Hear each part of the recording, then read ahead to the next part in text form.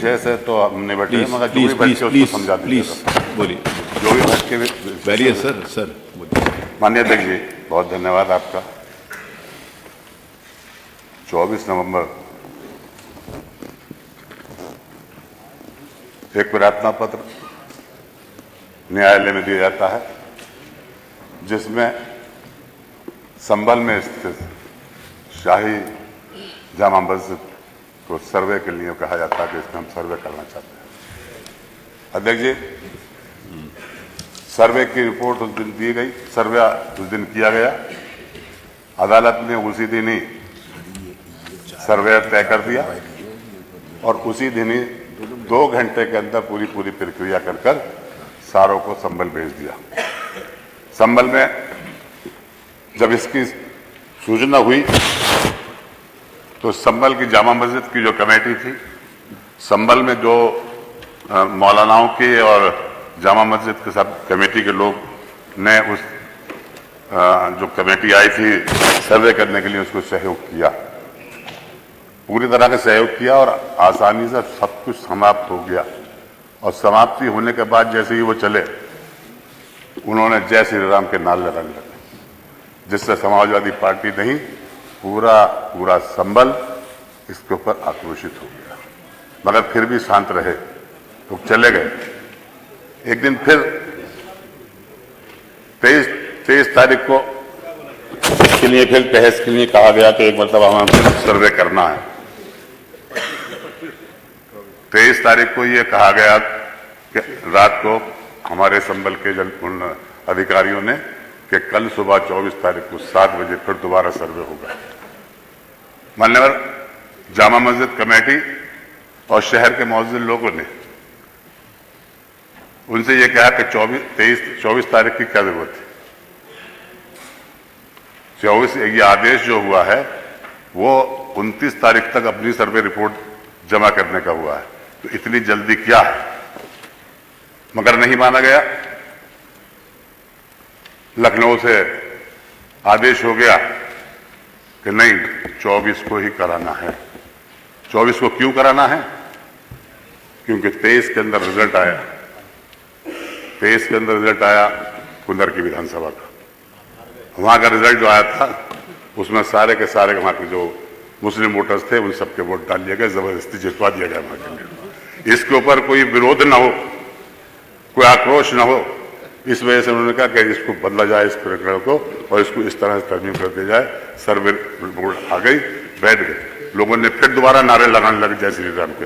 भीड़ इकट्ठा हो गई। भीड़ इकट्ठा होने के बाद पुलिस ने फायरिंग शुरू की और फायरिंग शुरू होने के बाद में 5 लोगों की डेथ हो गई, जिसमें नईम, बिलाल अंसारी, आयान और मोहम्मद कैफ। मगर एक व्यक्ति का पोस्टमार्टम में नहीं हुआ, पुलिस ने जबरदस्ती उसको दफन करा दिया। मान्यवर, इसमें एफआईआर होती है और एफआईआर के अंदर संभल के एमपी ज़ियाउर रहमान का नाम आया, जो कि संभल में थे ही नहीं, बेंगलुरु गए हुए थे। मैं भी वहां नहीं था, मेरे बेटे का नाम आ गया, वो भी वहां नहीं था। गर्ल्स के 27 लोगों के नाम उसके अंदर आए और उसके बाद से पुलिस ने पड़तालना शुरू कर दी। घरों के अंदर घुस के इतनी बुरी तरीके से मारा उन लोगों को। वो नामजद भी नहीं थे, मगर नामजद किया गया बाद में उनको। इस तरह का आयाम हो गया और शहर के अंदर अफरा तफरी मच गई। ये सब चीज़ें इस वजह से हुई कि संभल के अंदर जो अधिकारी हैं वो बिल्कुल नए हैं। उन्हें पहली मर्तबा पोस्टिंग मिली है, उनको कोई तजर्बा नहीं था और ये घटना यहीं से कंट्रोल करती होती रही, लखनऊ से मुख्यालय से। अध्यक्ष जी, मुझे ये कहने में बता दें आपको और भी, संभल को एक बड़ी उससे देखा जाता है आदमियों से। एक घटना 1976 में हुई थी। 1976 में उसी जामा मस्जिद, शाही जामा मस्जिद के इमाम को जिंदा जला दिया था मस्जिद के अंदर सुबह 3 बजे। पता नहीं क्यों संभल की जामा मस्जिद के ऊपर क्यों इतनी नजरें लोगों की लगी हुई है,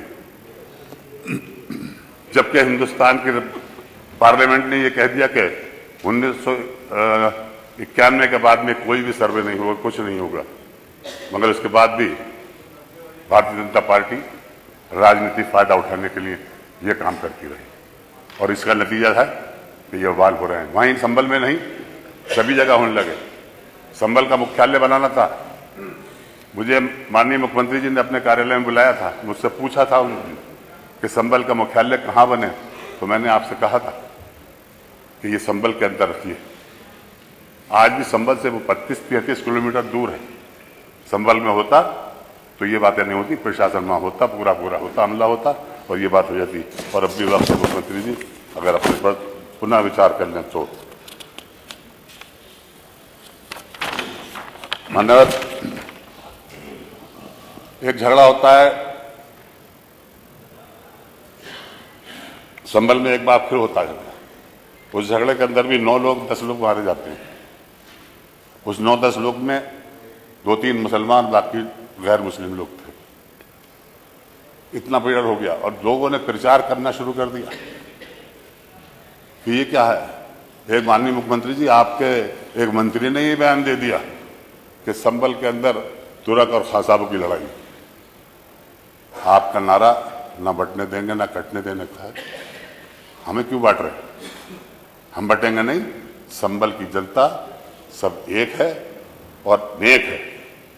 हम बटेंगे नहीं। हमारे ऊपर बहुत अत्याचार हो रहा है, इस अत्याचार को आपको देखना होगा। मान्यवर,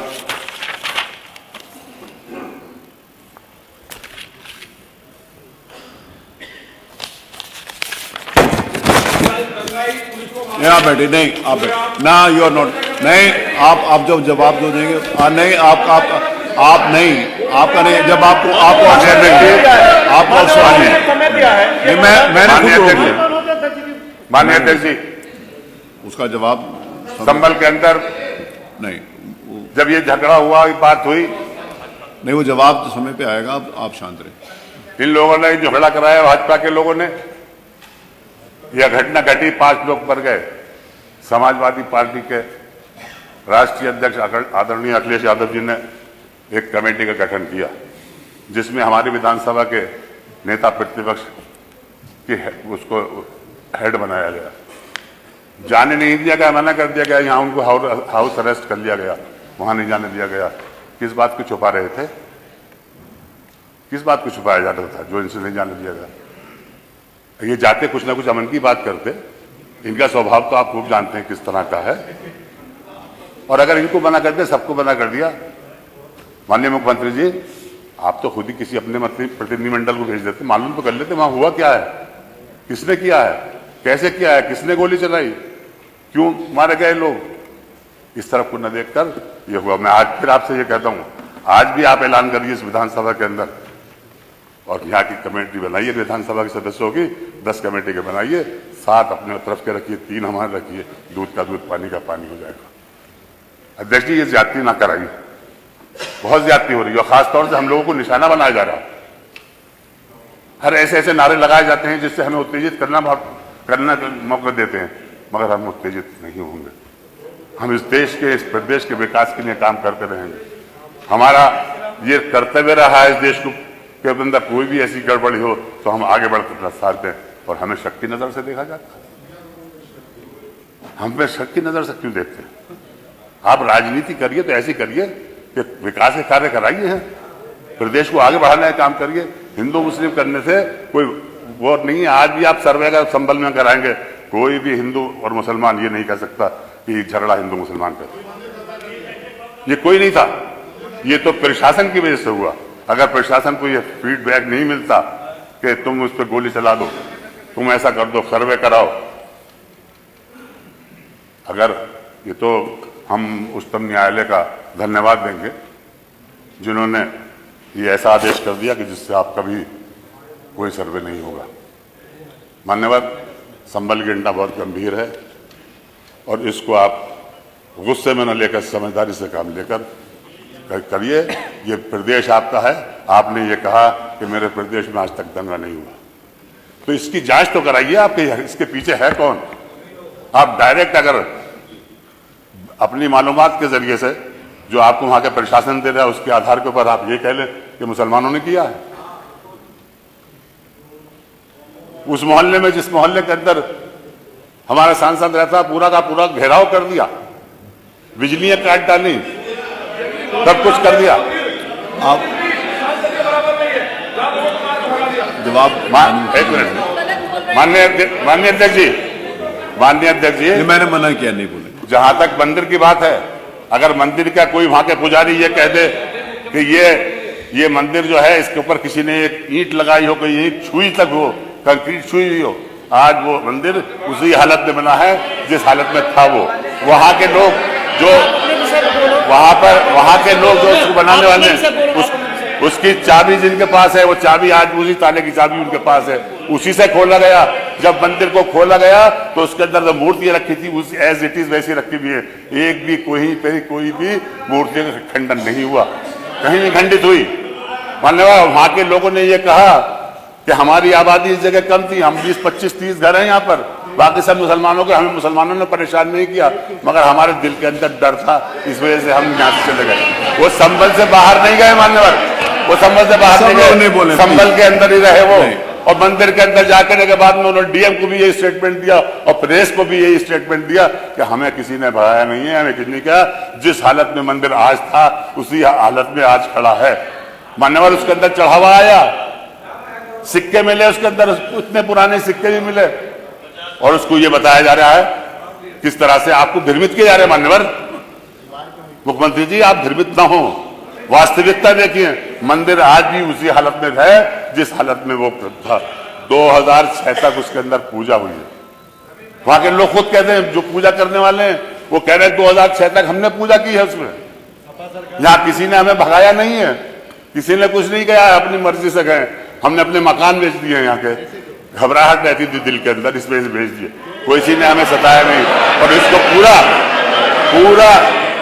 पूरा का पूरा राजनीतिक रूप दिया जा रहा है। मैं समझता हूँ, देखिए, मैं जीत कर आता हूँ, मेरा 7वां टाइम है, मुझे हिंदू मुसलमान सपोर्ट देता, मैं एकता का प्रचार करता हूँ, मैं एक रखता हूँ, और उस एकता का नतीजा है कि 1991 से मैं आ रहा हूँ और आज तक संभल में कोई झगड़ा नहीं। इस परंपरा को बनाए रखे मुख्यमंत्री जी, इसको बिगाड़े ना। आप अपनी सियासत के चक्कर में मुसलमानों को दूर कर रहे हैं।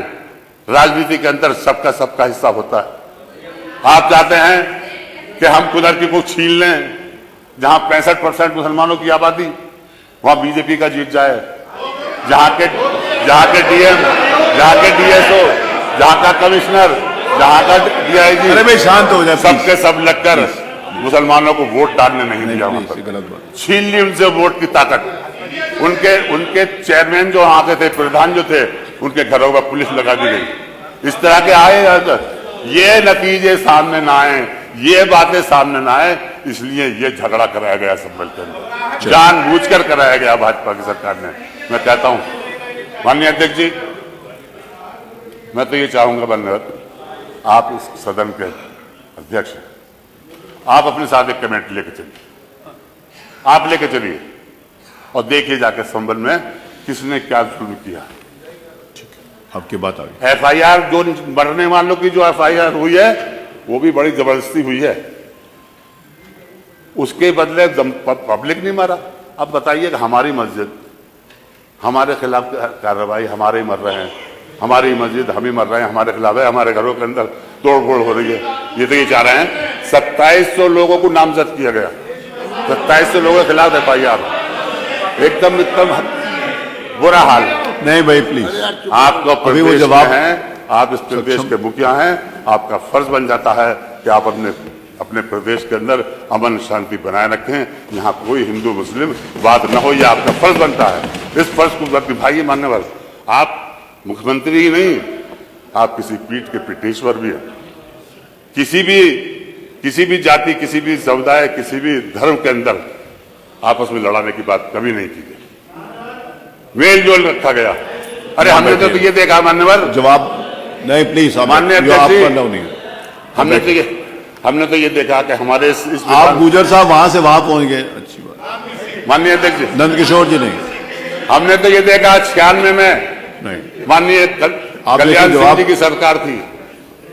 1996 में माननीय कल्याण सिंह जी की सरकार थी। हम सब लोग विधानसभा में बैठते थे, रमजान आ गए, उन्होंने अपने घर पे इफ्तार कराया 5 कालिदास के ऊपर, इससे संबल पर और इफ्तार कराने के ऊपर संबल पर वहीं पे हमने अजान भी दी, वहीं नमाज भी उन्होंने पढ़ाई। ऐसे बन जाइए आप भी, सब आपको गले लगाएंगे। छीन के क्या फायदा है? वोट क्यों छीन रहे हो? वोटों को छीन लो, प्यार से करो। या जितनी जितनी सुविधाएं आप हमें दे रहे हैं तो कोई एहसान नहीं कर रहे हैं। ये संविधान में लिखा हुआ, ये संविधान में लिखा हुआ है। संविधान के अनुसार चलेंगे तो हम आपका सहयोग करें, मगर आप संविधान को भूल रहे हैं। इस द्वेष की नहीं, आप नहीं अलाउड कि आपको अच्छी बात नहीं है, प्लीज बैठिए प्लीज। आप जो हैं नहीं, मंत्री नहीं, आप किसी पीठ के पेशवर हैं। उस फर्ज को भी अंजाम दीजिए। हिंदू मुसलमानों को लड़ाओ, हम हैं। अगर हमसे इतने अगर वो है, हमसे अगर इतनी परेशानी है तो मुसलमानों को वोट का हक छीन लीजिए, आप मत दीजिए। मगर ये भी नहीं कर सकते आप ये भी नहीं कर सकते। क्यों? फिर लड़क जाए कैसे, फिर वोट कैसे लेंगे हिंदू मुस्लिम मगर किए? इसलिए आप ये काम करें। चलिए माननीय अध्यक्ष जी, ये बड़ा गंभीर प्रश्न है और मैं चाहूंगा कि इस अविलंबनीय लोकसभा के गंभीर विषय पर सदन का ध्यान आकृष्ट करते हुए आज का प्रोपेशन की कार्रवाई कार्यसूची में मिलकर चर्चा करा जाएगी। श्रीमती मोना आराधना मिश्रा,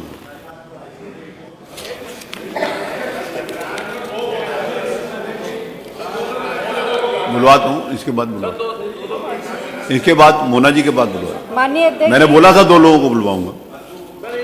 माननीय अध्यक्ष जी, आज उत्तर प्रदेश में जिस तरह से सांप्रदायिक हिंसा हो रही है पूरे प्रदेश में, ये केवल